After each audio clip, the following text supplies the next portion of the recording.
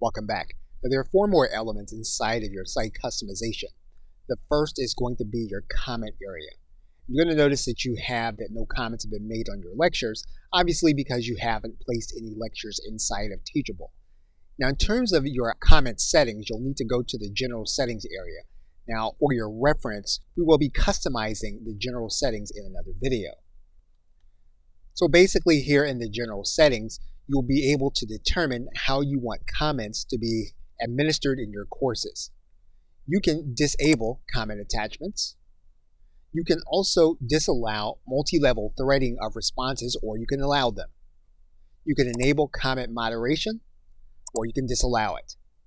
Once you make any changes to your comment area, you can then click Save. Once you've done that, what we're going to do is go back to the site area to do more site customizations. And you're then going to come into the custom text area. And when you click inside of here, you're going to notice that everything that you have written, everything that you have as a label or text in your site can be changed if you want to customize it. You're going to find a range of labels and categorizations here in the text area. And just by scrolling through, you'll see that you can do your header, footer, checkout, and just about every place where you have text, you'll be able to change this information to reflect what you want it to say.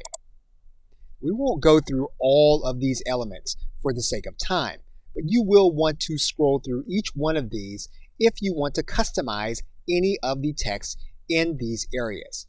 Now you can leave the default settings as they are. In most cases, they correctly communicate to your customer what they want to do. If you want to add in any custom coding, you can do that in the Code Snippets area. Now this is going to be more advanced, but it can be done here in this area.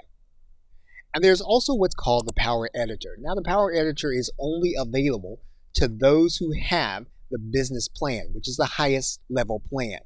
And you're going to see here that because we haven't selected a plan, this is not available to us. However, it would not be available to us mainly because we've chosen the professional plan as part of our trial. And with that, you will have then completed all of the elements inside of the site settings. Okay, so with that, thanks, and I will see you in another video.